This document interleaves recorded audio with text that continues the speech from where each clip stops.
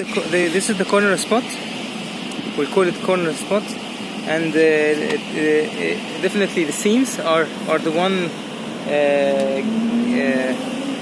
leaking, and has been treated before with this bitumen and cementanious materials, and actually crack and giving up, like cracking. This is the way how this type of material actually doing with the UV and with the heat and the cold cycle, and also wet and dry cycle. This is all like water-based materials that would absorb 20% of its wet water, and then drying, and then absorb, drying, absorb, drying, and this actually deteriorate and destroy the material structure. Foiled tape, foiled bitumen tape is applied in several areas. When this work fine for certain time, and you start to see here the cracks in the aluminum. Aluminum itself has been used as a surface for the bitumen. Bitumen cannot withstand the UV and the conditions, weathering. So aluminum just like to reflect the heat to make more lifespan for this bitumen.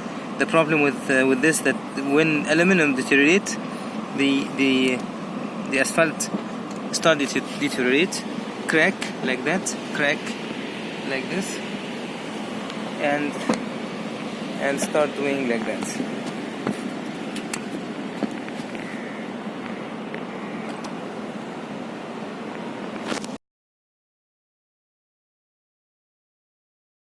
Actually, several repairs on top of each other, bituminous, acrylics, silicones on top of each other. None of these materials is compatible with the other. We cannot actually put silicone over asphalt, or asphalt over acrylic, whatever. So it seems also you can see here the watermarks even in between the two sheets, the overlap. Again, bitumen is not flexible, so it cracks. So it cracks at the same area of the seam crack itself, and also even if it is there's a lot of trials to protect it, to do whatever, but it's a mess.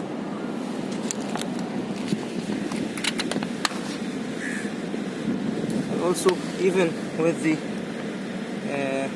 acrylic on top, so this acrylic on top, it cracked.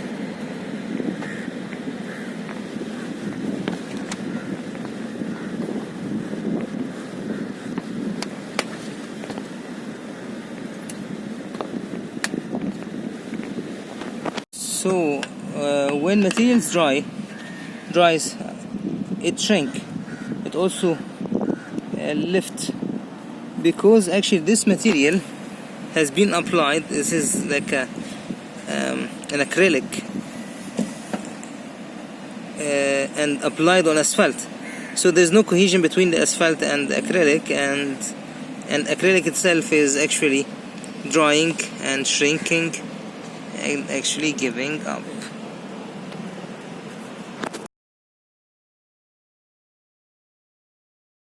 Lifted horizontal seams actually definitely will give the opportunity for water to come, especially with the angle drain. Banyak sudah patah. Ini terangkan punya bos. Semua pakai kiblok. Tak boleh punya.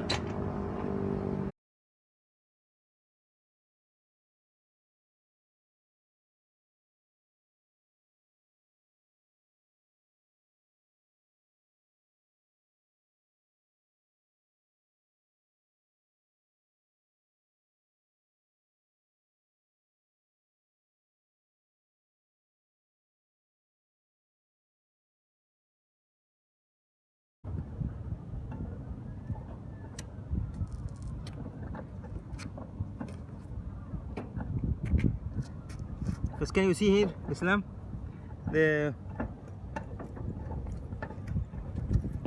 no material under the fiber. The materials is over the fiber only. This is actually, it seems like a PU and the mesh underneath. So this is how it is. But it seems that the application was the mesh first, and with this mesh, they put the mesh over the dirt directly, so it wouldn't stick. No materials under the mesh, so you cannot see here any material under this reinforcement, and then the material only from up.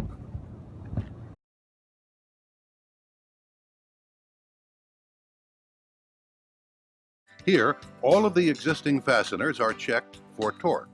Replacements are made where necessary. At the same time, any additional fasteners will be installed along the seams to bring them together. Where pole rivets or roof bolts have been installed, they will be cropped, promoting better application efficiency and the finest uniform rubber finish. Rivet guard is applied to all fasteners, locking them into place. This can be applied from a bottle or caulking gun. Note how this specially gelled formula hangs on the head, going far enough onto the roof surface to create a perfect seal. It's especially formulated and different from seam guard, allowing precise application for your roof's specialized needs. Using an airless spray or brush, all of the seams are treated with an application of seam guard fiber reinforced rubber compound. The applicator works seam guard into the seam. At the same time, added fasteners are sealed. A 35,000th spray tip with a 4-inch pattern is recommended for best results. After drying, a second pass is made. The flow of seam guard fills gaps not easily visible, and those up to 1/16 of an inch. This simple process guarantees extra protection that many say makes a tops roof better than a new roof.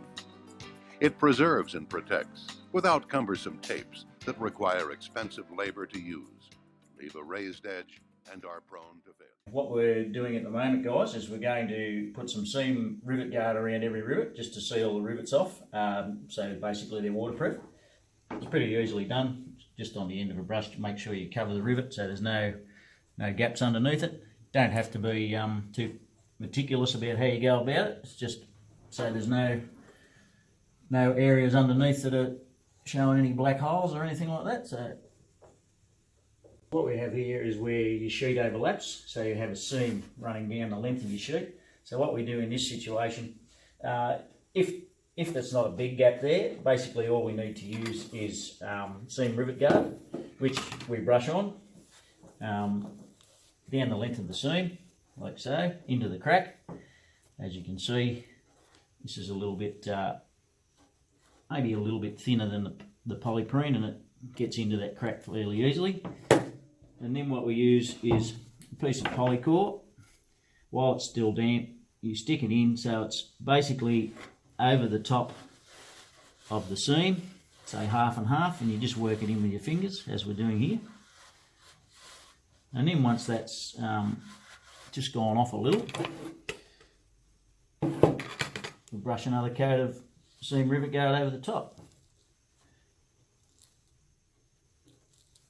And that waterproofs each seam.